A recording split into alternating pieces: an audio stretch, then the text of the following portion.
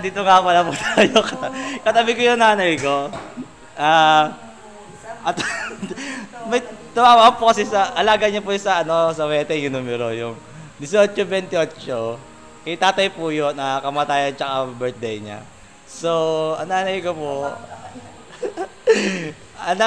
kasi alaga yun. Hindi niya po nahagip. So, atin pong tatanungin kung bakit hindi niya nahagip yung numero yun. Ay, ito po.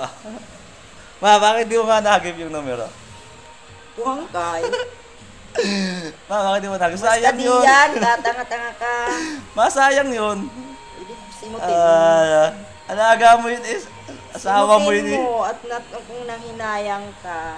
Asawa mo yun Ako hindi manghihinayang kasi hindi ko lagi inaalagaan ngayong panahong ito. Pero ang dami tinatayang numero, yun lang nakalimutan niya. Tanga ka.